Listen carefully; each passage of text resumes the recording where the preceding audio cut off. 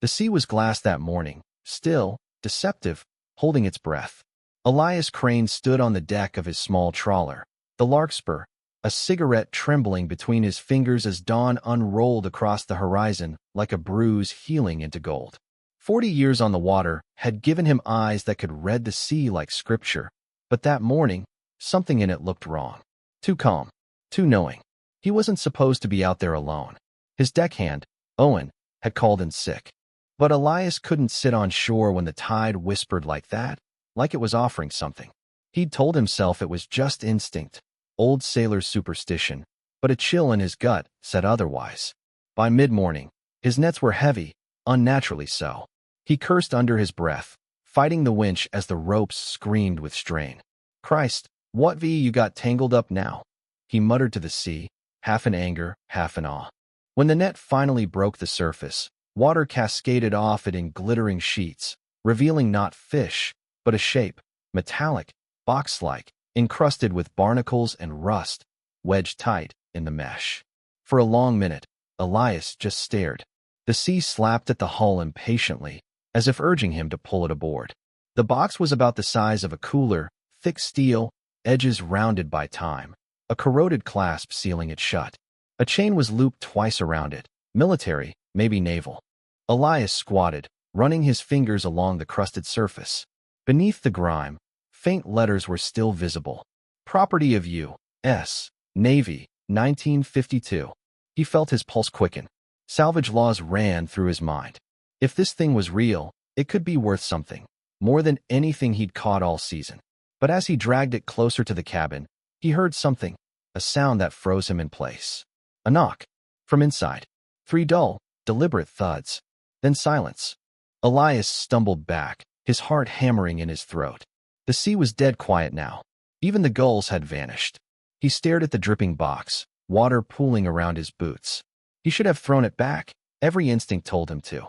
But as he bent closer, he noticed something strange. The chain wasn't just wrapped, it was locked from the outside. Someone had wanted whatever was inside to stay there. And still, that faint sound echoed again. Thud, thud, thud. Elias didn't move for almost a full minute. The only sound was his own ragged breathing, the distant slap of water against the hull. The box sat there, glistening like a living thing, each droplet sliding off its corroded skin catching the pale light. It felt wrong on his boat, like something the sea had tried to bury and he had foolishly disturbed. He finally forced himself to speak aloud, as if words could push back the dread clawing at his chest. Must be pressure, he muttered hoarsely. Or something inside shifting. But he didn't believe that. Not for a second. He grabbed a gaff hook and nudged the box. It didn't budge. The sound it made when metal scraped against metal was deep, hollow. Whatever was inside had weight, a kind of presence. He felt it in his bones, like a vibration rather than a sound.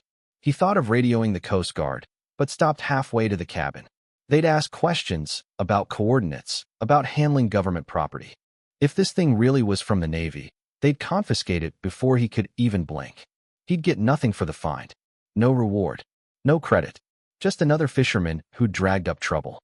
So instead, Elias did what every seaman eventually does when faced with the unknown. He made a deal with himself. I'll just get it to shore. I'll see what's inside there. Then decide what to do. He wiped sweat from his forehead with the back of his arm and started securing the box to the deck. But as he worked, a strange thing happened. The air grew heavier. The light dimmed, as if the sun had slipped behind an invisible curtain. He looked up. Clouds were gathering fast, rolling in from the east where moments ago the sky had been clear. The wind picked up suddenly, whistling through the rigging. A storm, but not a natural one. Elias knew the sea too well to mistake the rhythm. This felt summoned. He stumbled toward the wheelhouse and turned the ignition. The old diesel engine coughed to life, then steadied. He swung the bow toward the distant shoreline, now nothing more than a gray smudge through the rising mist. The waves began to climb. Thunder rumbled in the distance, deep and slow, like something waking. The chain around the metal box rattled once, sharp, metallic, too loud for the wind. Elias froze, eyes darting back. The box had shifted, moved an inch closer to the center of the deck. He blinked hard, rain splattering his face. No, he whispered. No, I saw that wrong. But he hadn't. He knew it. As lightning forked across the water, illuminating the boat in stark white for a heartbeat, Elias saw it clearly. A thin trail of seawater seeping from beneath the lid of the box, snaking toward his boots. The storm roared to life, and the sea, once silent, began to speak. Rain hit like nails. Within minutes, the deck was slick with seawater, and Elias could barely keep his footing as the Larkspur pitched against waves that seemed to rise straight out of nowhere. His radar went dead first, a shrill beep, then static. The compass needle spun lazily, directionless. Every instrument on the panel flickered, then died. Only the engine groaned on, stubborn and alive, like a wounded animal refusing to collapse. Elias gripped the wheel with white knuckles, the tendons in his forearms standing out like ropes. He could taste salt and metal in the air, an electric bitterness that made his teeth ache. "What are you doing to me?" he shouted into the wind. But even he wasn't sure who he was yelling at. The sea, the storm, or that cursed metal box sliding across the deck. Each wave hit harder. Each gust screamed louder. Elias tried to keep the bow toward shore, but every time he glanced back, the box had moved again. It didn't roll or slide like loose cargo. It shifted, as if something inside adjusted itself, pulling toward him in slow, deliberate inches. When lightning struck less than 100 yards away, he saw it, just for a moment. The outline of a handprint, pressed into the condensation on the steel surface. Small, human. He stumbled back, choking on fear. No, that's impossible. The wind tore at his voice, scattering it. The next wave smashed into the hull with such force that the boat shuddered. The box slammed against the railing, the chain snapping taut. A sound rose beneath the thunder, high, keening, not mechanical. Almost a wail. Elias lunged for the winch control, his instinct screaming that he needed to cut the line, throw it overboard, now, before it was too late. But as he reached for the lever, his hand froze midair. A memory hit him so sharply it stole his breath. A dark night, years ago. Another storm. Another lost ship. And his brother, Caleb, shouting through the radio. "Eli, if we don't make it back, don't come looking. Promise me." That was 15 years ago. The wreck had never been found. The box shuddered violently. Something inside hit the lid from below, once. Elias felt something primal ignite in him, the kind of terror that came from recognizing the impossible. His mind refused to form the thought, but his heart already knew. That box had come from the deep, from the same stretch of ocean that had swallowed his brother's vessel whole. He staggered toward it, as another flash of lightning cut through the sky. For an instant, the world went silent, white, and still. The box sat motionless at his feet. Then, faintly, a voice. Muffled, wet, but unmistakably human. "Eli, open it."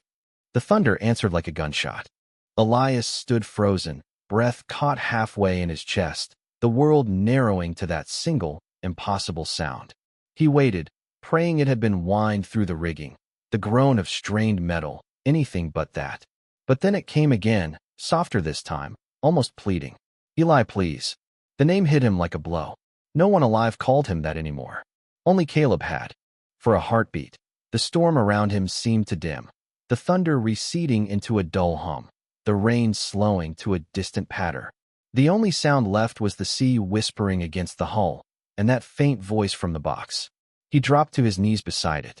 His reflection stared back at him in fragments through the slick metal, an old man's face, pale, eyes wide with disbelief. "Caleb," he whispered. "That can't be." He touched the lid.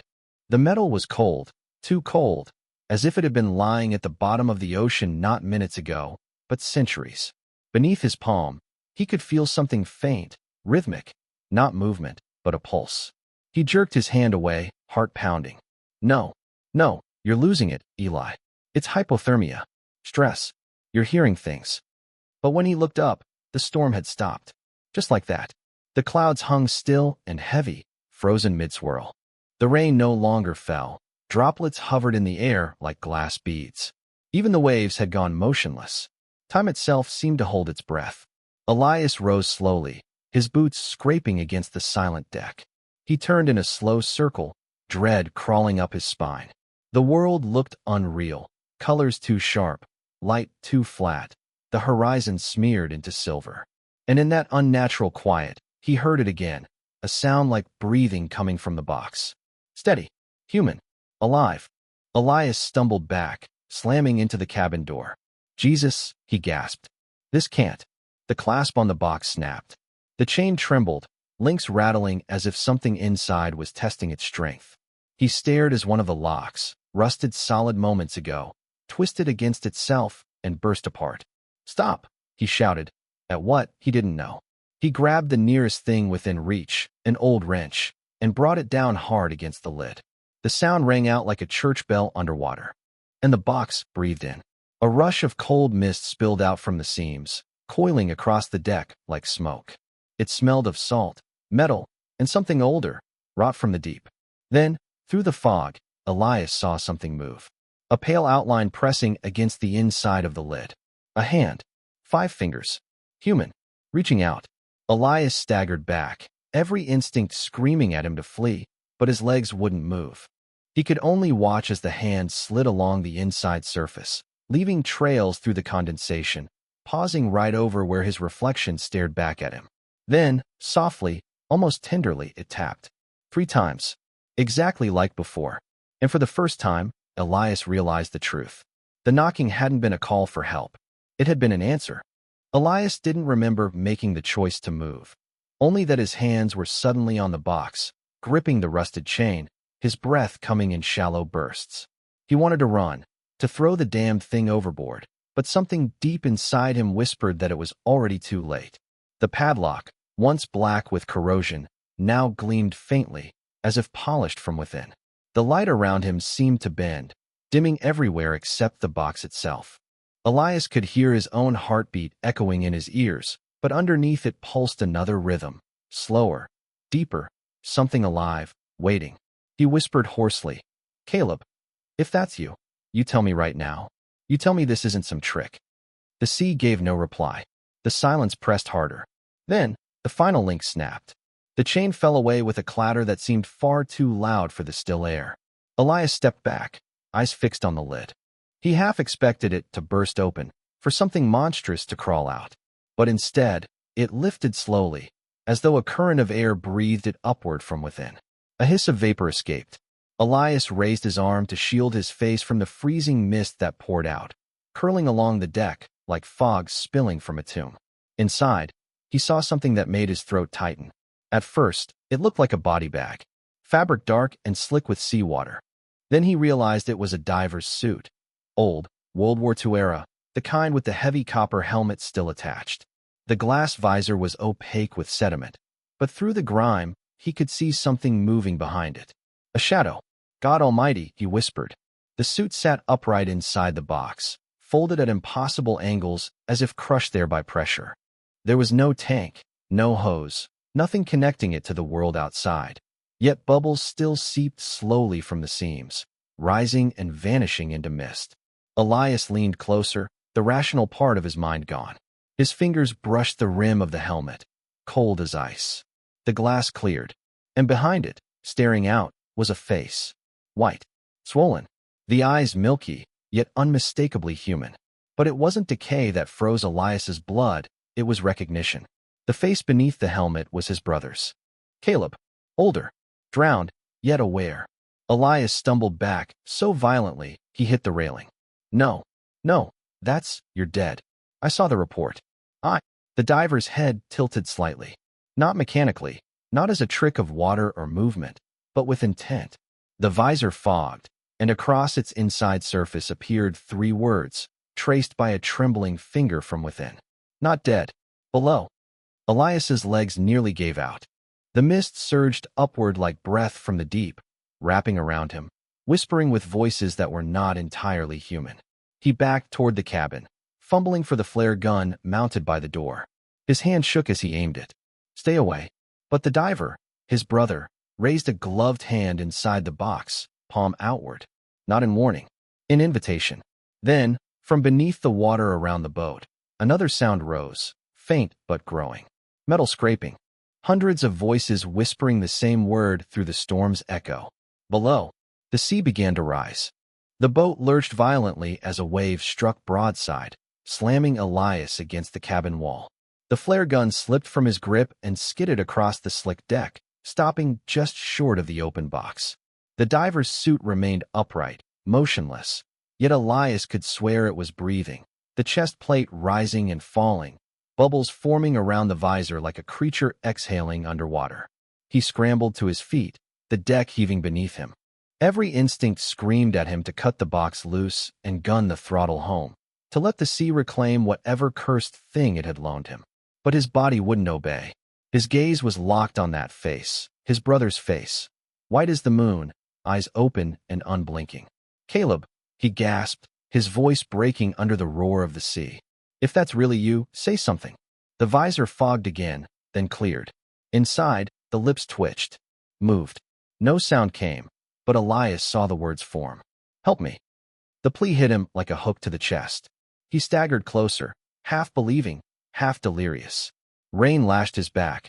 The storm was closing in again. The wind howled like a living thing. Somewhere below, the propeller churned uselessly, unable to cut through the swelling water. The air stank of ozone and rust. And then the sound came again. Clang. A dull, metallic impact against the hull, directly beneath his feet. Elias froze. Another clang. Then another.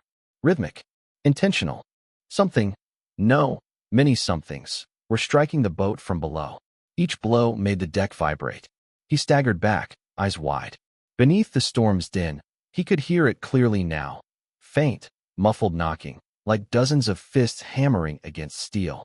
Thud, thud, thud. "Dear God," he whispered. The sea around the vessel began to boil. Shapes moved beneath the surface, dark, slow-moving figures circling like sharks. He squinted through the rain, and his stomach turned. They weren't fish. They were people. Dozens of them. Maybe hundreds. All in diving suits, the same model as Caleb's, their helmets faintly glowing from within. They moved with impossible grace, as if gravity meant nothing, and every one of them was looking up at him. Below, the voices echoed in his head again, no longer carried by the wind but whispered inside his skull. The boat pitched violently. Elias fell hard, landing inches from the open box. The cold mist poured thicker now, swirling around him like ghostly fingers.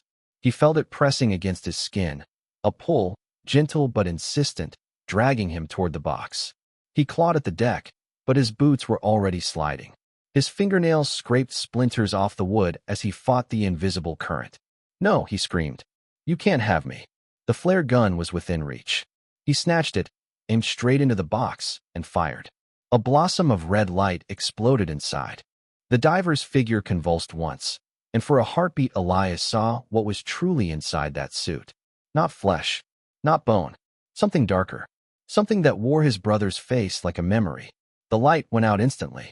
The mist surged upward, swallowing everything in crimson glow. And from below the hull came one final deafening sound, metal tearing open, as though the sea itself had split. Elias was yanked off his feet. The last thing he saw before the world went black was the box falling open, and a hand, wet, white, and cold, grabbing his wrist. It pulled him straight into the dark. When consciousness returned, Elias was weightless. No wind, no sound, only the slow sway of dark water pressing against him from all sides. He opened his eyes, or thought he did, but there was only green-black nothingness stretching forever. He should have been drowning. Yet his chest rose and fell easily, lungs drawing in cold, dense air that tasted of rust and salt. His body felt heavy, sluggish, as though gravity had forgotten him. He tried to move. His hand met resistance. Fabric. Then metal. He looked down and froze. He was wearing a diving suit, the same kind he'd seen in the box. Thick canvas sleeves, copper gloves, a brass chest plate. His breath echoed inside a helmet he didn't remember putting on. His mind clawed for logic, but found only panic. He twisted, thrashing in the water, searching for any sign of the surface. Above him glimmered faint light, pale and unreachable, like a dying star. Something moved beside him. He turned sharply, heart hammering. Shapes drifted in the dark, slow, deliberate, circling. Dozens of them, their round helmets glinting faintly. For a moment, Elias thought he was back among fish. Then one floated closer. A hand reached out. The glove was torn, fingers skeletal, wrapped in seaweed and rope. Behind the helmet glass, a face stared at him. Human, but distorted, skin pale and bloated, eyes glowing faintly from within. The mouth opened.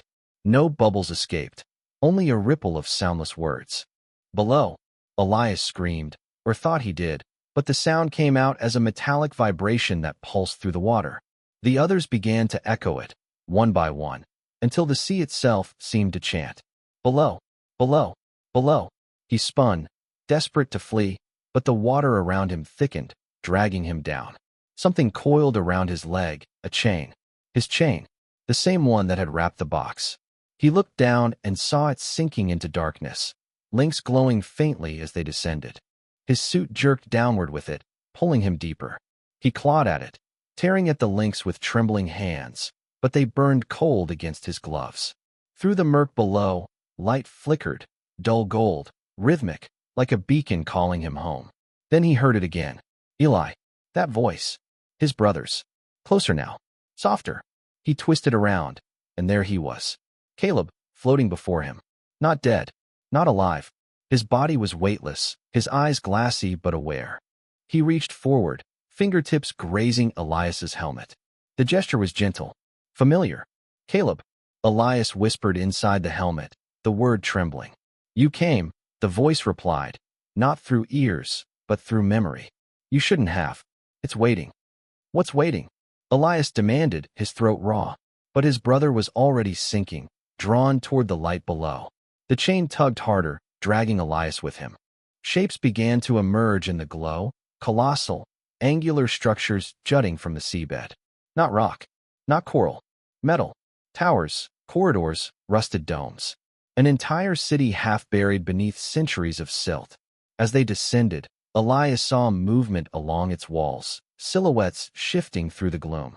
Hundreds, maybe thousands, all wearing the same ancient suits. Watching, waiting. At the center of it all stood a massive shape, round, pulsating faintly like a living heart made of iron. The source of the chain, the place his brother called home. And as they sank toward it, Elias realized with sudden clarity that the metal box he had dragged from the sea wasn't a relic. It had been a door, and he had just opened it. The light grew brighter as Elias and Caleb drifted downward, drawn like moths toward flame. The closer they sank, the more defined the shapes became, not ruins, but structures. Towers of black steel and glass, cables swaying like kelp, domes cracked yet still pulsing faint light from within. It looked impossibly human and impossibly ancient. Elias's heart hammered inside the helmet. What is this place? Caleb's voice answered through the static of memory. They called it Marrow Deep. A station. The Navy built it, then abandoned it. Abandoned. The word echoed. But no human thing could have built what Elias now saw. Vast archways engraved with spirals that bent in impossible directions, symbols that seemed to shift when he looked directly at them. They touched down on a metal platform. The floor vibrated faintly under his boots, as though something enormous stirred beneath it. Around him, the other divers floated silently in a wide circle, their helmets glowing faintly blue. Their suits were worn, torn, centuries old, yet they moved with the grace of the living. Elias turned to his brother. You're dead. You died in the storm. I read the report. Caleb's eyes flickered with something like sorrow. We didn't die, Eli. We were taken. The sea keeps what it loves. Before Elias could answer, a deep sound rolled through the water, not thunder, but a heartbeat. It made the metal vibrate.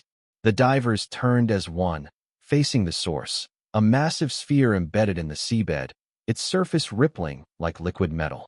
The core, Caleb whispered. It's been calling for years. Elias shook his head violently. We have to leave. You're not supposed to be here. Caleb's gloved hand gripped his arm. You opened the gate. You can't leave now. The core pulsed brighter. Every diver began moving toward it, drawn by the rhythm. Elias tried to pull back, but the chain around his leg tightened again, dragging him forward. The voice, not Caleb's, not human, filled his head. One by one they returned to me. The drowned are never lost. The pressure grew unbearable. Elias screamed, bubbles bursting from the helmet, as the chain dragged him closer. The core opened, not like a machine, but like an eye. And inside that glowing void, Elias saw reflections, hundreds of faces, all his own. Then, with a surge of light, the sea swallowed him whole. Elias awoke on his knees. The water around him had turned strangely still, dense, almost solid, pressing against his suit with a warmth that didn't feel like the sea at all. The core loomed before him, vast and breathing, its surface rippling like molten glass. Through the fog inside his helmet, Elias saw faces move across it. First Caleb's, then others he didn't know. Men, women, even children. All pale, all silent. Each face flickered into being, mouthed something without sound, and vanished back into the shimmering depths.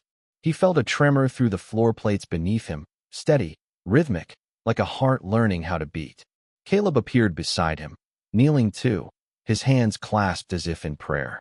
"Don't fight it," he said softly. "It gives back what the world forgets." Elias's voice cracked. "It's using you." Caleb turned slowly, his expression strangely calm. "Maybe, but it remembers us. Isn't that worth something?" Before Elias could answer, the core pulsed brighter, and a low hum filled the water, vibrating through his bones. It wasn't sound, it was thought, language without words. Images flooded his mind. Storms, shipwrecks, thousands of lives swallowed by the sea. And beneath it all, an endless hunger, patient and vast. He saw the Navy divers in 1952 descending through the same waters, their instruments glowing red, their radios screaming static. They had built the station around the core, thinking it was some kind of power source. But the core had been alive. It had learned their names. And when the storm came, it kept them. The vision stopped. Elias gasped, clutching his helmet. "You trapped them here," he shouted at the glowing sphere. "You feed on them." The core's light dimmed, then flared again, pulsing in time with his heartbeat. "I preserve," the voice whispered inside him. "You cast them away." The divers surrounding him began to move closer, their helmets glowing white now, their movements synchronized, almost reverent. Caleb stood among them, his eyes empty. "Come home, brother," he said, reaching out. "You already belong." Elias backed away, panic clawing at his chest. The chain at his ankle tugged sharply, pulling him toward the core. He braced himself against the metal floor, screaming through the calm, "I am not yours." But the core whispered again, soft, patient, inevitable. "You've always been mine." Elias lunged backward, wrenching at the chain digging into his boot. It held fast, the links humming with energy that wasn't mechanical. The divers closed in, forming a circle around him. Their helmets glowed brighter now, halos of pale fire beneath the dark sea. "Stop," he shouted, thrashing. "Caleb, help me." His brother didn't move. The calm had drained from his face, replaced by something empty and infinite. When he spoke, his voice wasn't his own. It was layered, a chorus of countless drowned voices speaking through one mouth. "We are helping you." Elias's heart hammered. He tore at the latches on his helmet, desperate for air, for something real. But his hands shook too violently to find the release valve. The pressure in his head built until the world blurred. Then, a flicker. A shaft of pale light broke through the water far above. The first sunlight he'd seen since the storm began. It pierced the darkness like a blade.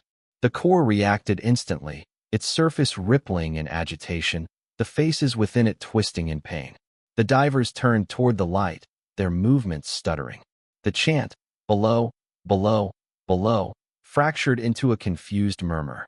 The chain around Elias's ankle slackened slightly. He didn't think. He moved. He lunged upward, kicking off the metal floor with all his strength. The suit dragged against him like a corpse's grip, but he climbed, hauling himself through the heavy water, every muscle screaming.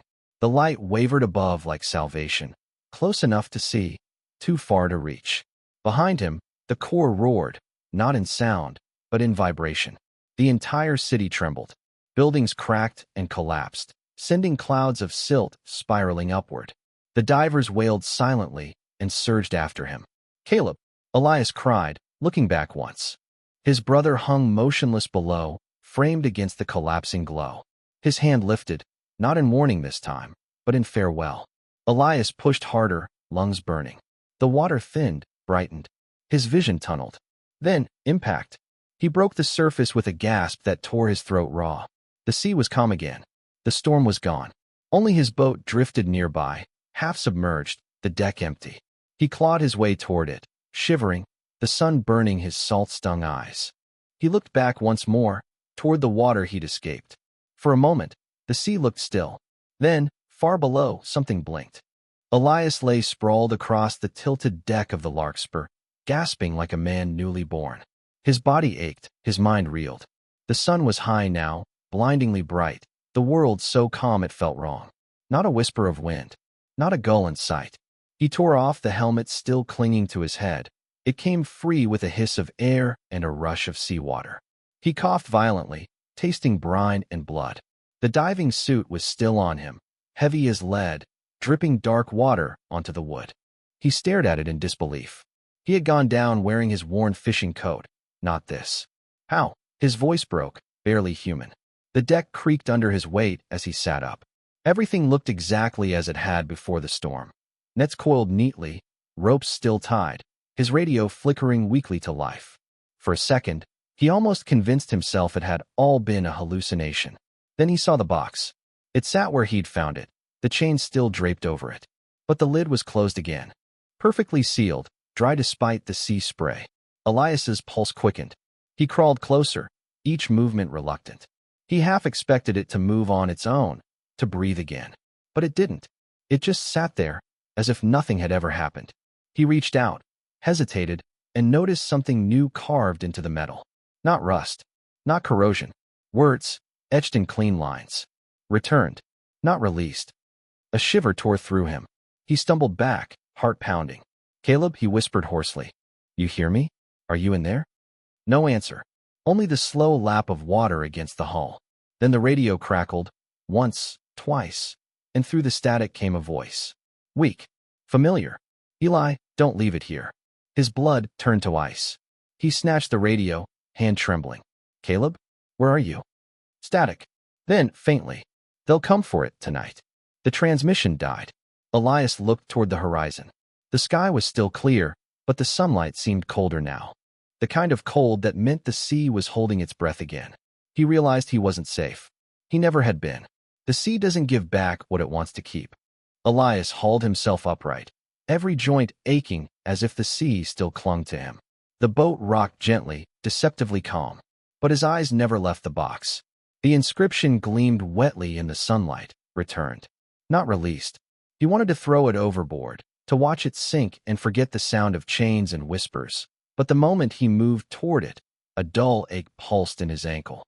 He looked down. Through the torn fabric of his pants, he saw a faint red ring burned into his skin, the exact shape of a chain link. His stomach dropped. He touched it and hissed in pain. The mark throbbed as if something beneath the flesh was alive, moving. He yanked his hand away, trembling. The radio hissed again. Just static now, but beneath it, a faint rhythm, 3 soft thuds. Elias stared at the speaker, his throat tightening. It was the same pattern that had started everything. He stumbled into the cabin, desperate to signal the Coast Guard. The transponder light blinked, but the signal wouldn't hold.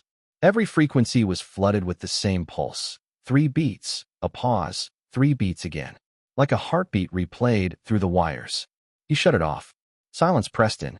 The sun was dipping lower now, painting the horizon blood orange. Elias realized how far from shore he'd drifted.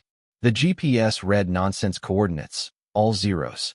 His reflection in the screen looked hollow, older than he remembered. He stepped back onto deck, the air heavy with salt and iron. The box hadn't moved, yet the pool of water beneath it was spreading, trickling toward him like a living tide. "Enough," he muttered. "You're not taking me again." He grabbed the crowbar from the rail and swung it down. The metal rang out once, sharp as a bell. The lid cracked slightly, and from inside came a rush of freezing air. His breath misted instantly. Then, from within the box, something knocked back. 3 times. Elias stumbled away, gripping his head as voices flooded his mind, dozens whispering his name in the cadence of waves. He covered his ears, but the sound came from inside.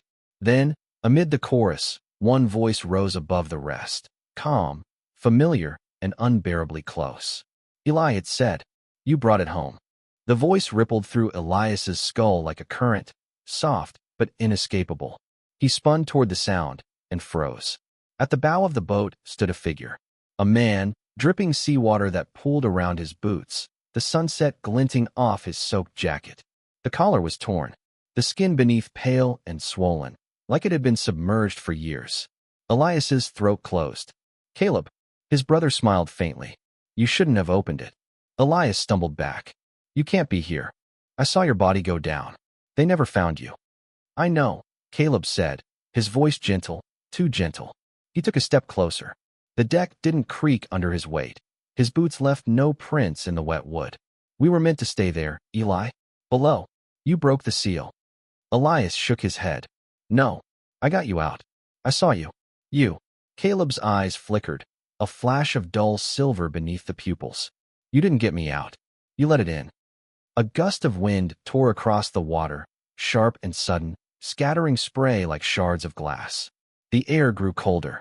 The box on deck vibrated softly, humming in response. Elias reached for the crowbar again, holding it out like a weapon. What are you? Caleb tilted his head, sadness softening his features. Still your brother. Part of me, at least. The rest. He looked toward the horizon, where night was swallowing the last line of light. The rest belongs to the deep now.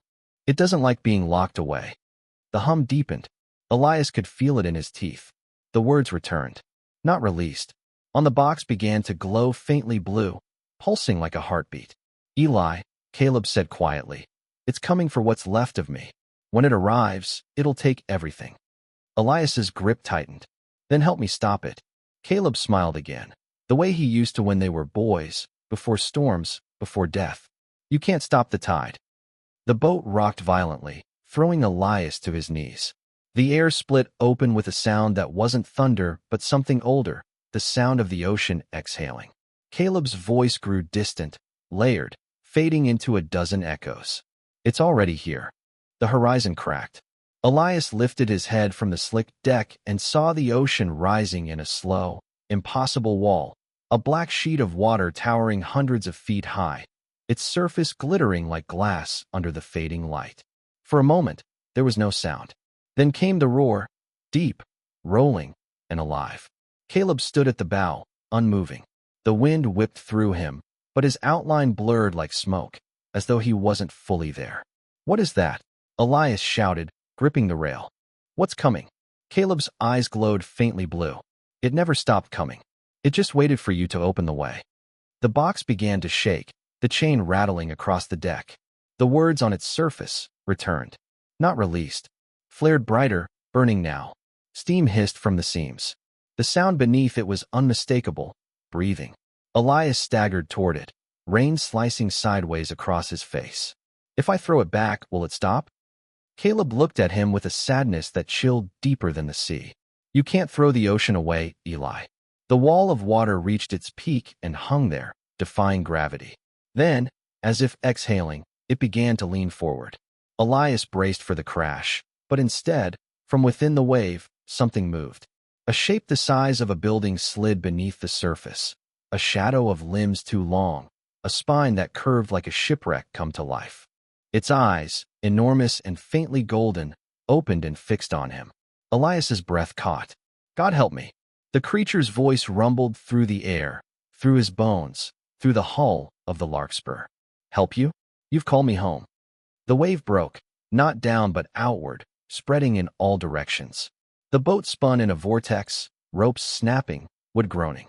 Elias clung to the railing, every muscle burning.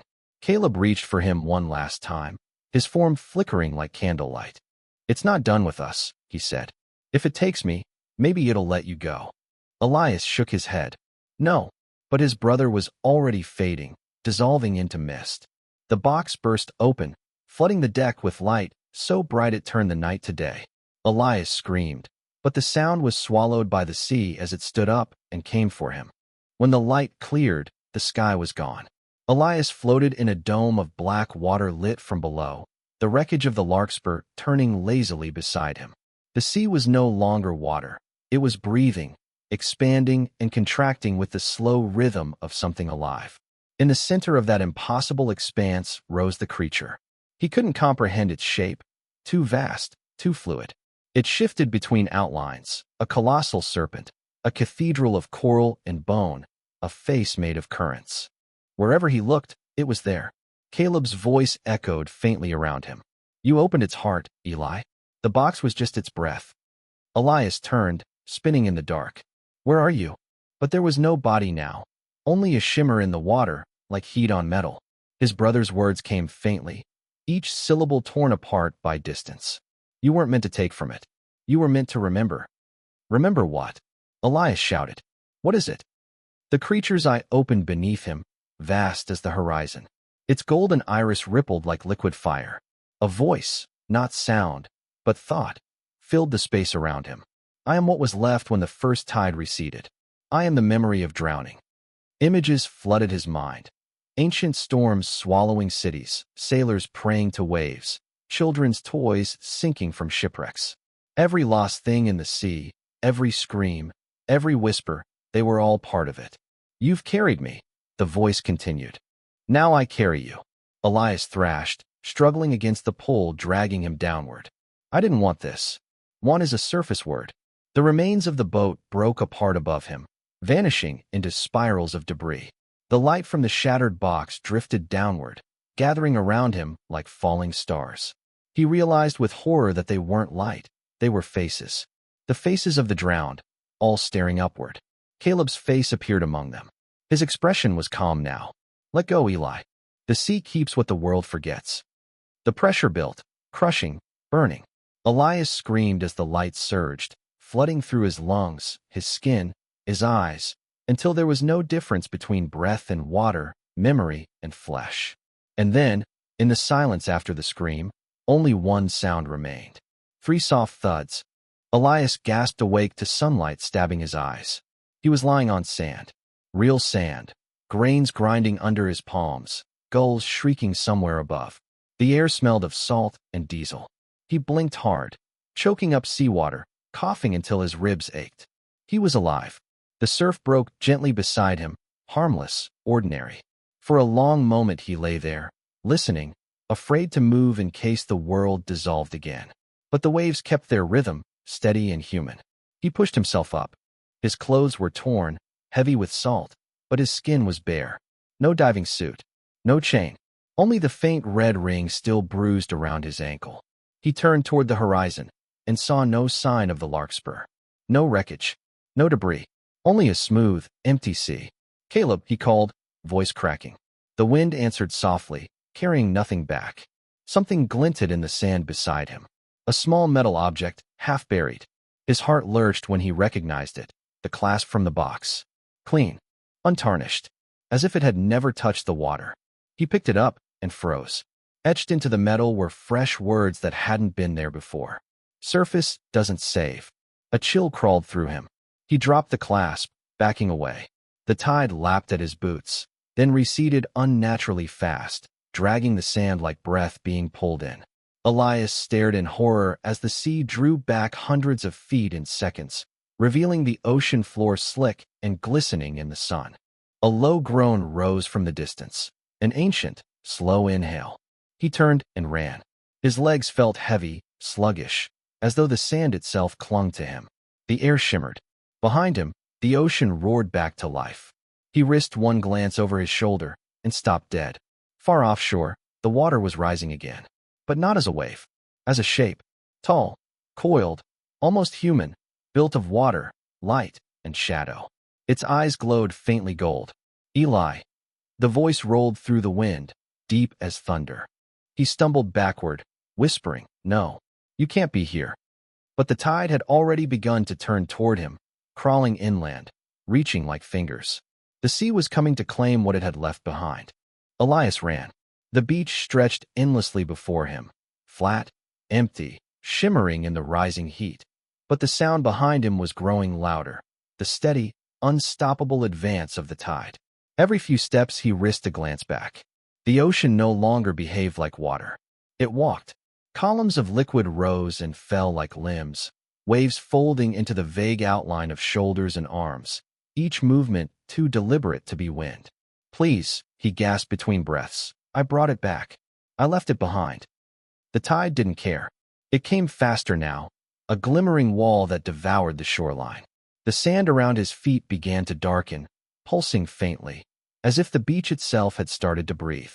He reached the dunes, clawing his way up through dry grass. At the crest, He collapsed, heart hammering, lungs on fire. From there he could see the coastline for miles. And everywhere, the same unnatural movement. The sea rising, folding forward, reclaiming.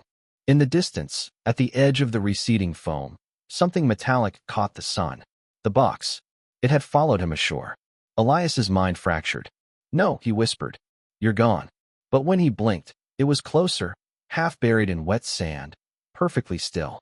He crawled toward it, unable to stop himself. The chain trailed behind like a serpent's tail, leading straight back into the water. The inscription had changed again. New words gleamed on its lid. Remembered, not forgotten. A shiver ran through the earth. The air smelled of copper and rain. Elias looked up and saw figures rising from the surf. Dozens of them. Divers, sailors, fishermen. All pale, translucent, walking on water as though on glass. And among them, Caleb. His expression was neither kind nor cruel, just weary. "You can't outrun what remembers you," his brother said. Elias's eyes burned. "What do you want from me?" Caleb nodded toward the box. "What it wants. An end." Lightning split the horizon, though the sky was cloudless. The ocean shuddered. Elias reached for the box one last time, every instinct screaming not to, but his hands moved anyway. The metal was warm now, pulsing with its own heartbeat. The moment he touched it, the world went silent, so silent he could hear his own pulse answering back. Then the lid began to rise. The lid lifted without sound, though Elias felt the vibration of it deep in his ribs, like the hum of a storm waiting to be born. Inside, there was no treasure, no corpse, no machinery, only a glow. A small sphere of light hovered just above the bottom of the box, pulsing slowly, the color of candle flame seen through deep water. Elias stared, breath catching. What are you?" The light flickered, then expanded, forming ripples in the air. A voice rose from it, the same voice that had filled his mind below the waves. The beginning, the memory, the first breath the sea ever took. He stepped back, shielding his eyes. The sand under his boots was trembling. The air had grown heavy, bending around him. The dunes, the horizon, everything began to tilt, as if gravity had chosen a new direction. "You shouldn't be here," Elias said, his voice cracking. "You belong below." "Below, above, the same," the voice replied, calm and vast. "You tore the skin between them. Now both will drown." The tide was no longer creeping, it was racing. Water poured inland, swallowing the dunes, hissing as it touched the glowing box. The divers, the ghostly figures, all began to dissolve into spray.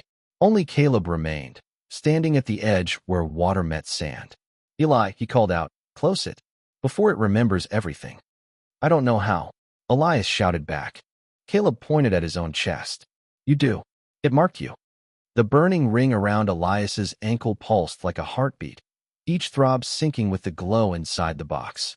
He felt it, the connection, the pull. The sea inside him answering the sea before him. He knelt, shaking, and pressed his palm to the lid. Pain shot through him, fire and ice, air and water colliding inside his lungs. His vision blurred. He saw flashes. The trawler, the storm, Caleb sinking, the core breathing beneath the earth. It all led here. "Please," he whispered. "Let them go." "The sea lets nothing go," the voice answered. "But it forgets if it sleeps." The light flared. The world filled with the sound of one colossal heartbeat, then broke apart into silence. When Elias opened his eyes, the world was wrong again. The line between sea and sky had vanished. No horizon, no distance. Everything shimmered, suspended in one vast blue-gray haze. The box sat open in front of him, its light dimming now, pulsing slower, like a dying star. He tried to stand, but couldn't feel the ground beneath him. His hands sank into water that wasn't water, too thick, too still. It was like standing inside the reflection of an ocean rather than the ocean itself. "Caleb?" His voice echoed strangely, as though he were shouting into a shell. A figure stepped out of the haze. Caleb, unchanged, eyes bright with light from within. "It's almost over, Eli. You've put it back to sleep." Elias stared at the box. "Then why am I still here?" Caleb gave a faint smile. "Because you're still holding it. It needs an anchor." The word hit him like a knife. Anchor. The chain mark around his ankle throbbed again, veins glowing faintly blue beneath the skin. He understood. The connection hadn't been broken. It had been transferred. "No," Elias whispered. "No, I won't." "You don't have a choice," Caleb said softly. "You opened the breath. Someone must hold it closed." The haze began to darken. Far off, shapes stirred. Towers of water, slow-moving figures without faces. The sea's memory shifting restlessly in its sleep. Elias's pulse raced. "Come with me," he pleaded. "We'll find a way out." Caleb shook his head. "I'm already where I belong. You'll keep it calm. You'll keep it dreaming." The light from the box flickered one last time. Elias looked down at it, and for a moment he saw faces inside. The drowned, the lost, the forgotten, all finally still. He knelt beside it, exhausted. "If I stay," he said quietly, "does it stop taking them?" Caleb's voice softened. "For a while. That's all we ever buy from the sea, a while." The air shivered. The glow faded. Caleb stepped back, his form dissolving into mist. "Thank you, brother." The last thing Elias saw before the darkness folded over him was the box closing on its own, sealing with a sound like the tide turning. Then the sky drowned. A week after the storm, they found the Larkspur. It had washed up 3 miles north of Port Hollow, half buried in the sand. Its deck canted like a broken rib. The Coast Guard said it must have been drifting for days. No body was recovered. Only the captain's logbook, blank, except for one page near the end. On it, in jagged handwriting, "The sea remembers." The box wasn't on board. Locals talked. They always did. Some swore they saw strange lights under the surf at night.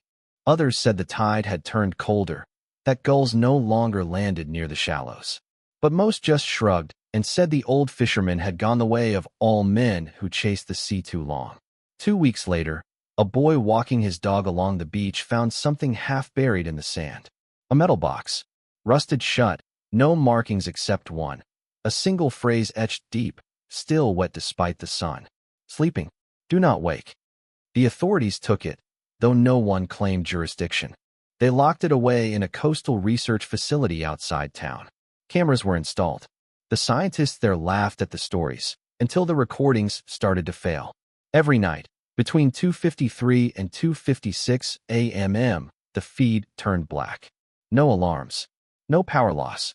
Just 3 minutes of silence. When the video returned, the box would have shifted slightly, closer to the door. The guard said it was nothing. Settling metal. Vibration from the tides. But one man, a young researcher named Clark, stopped showing up for shifts. His apartment was found empty except for salt water pooled on the floor and a single note pinned to the table. "He's keeping it calm.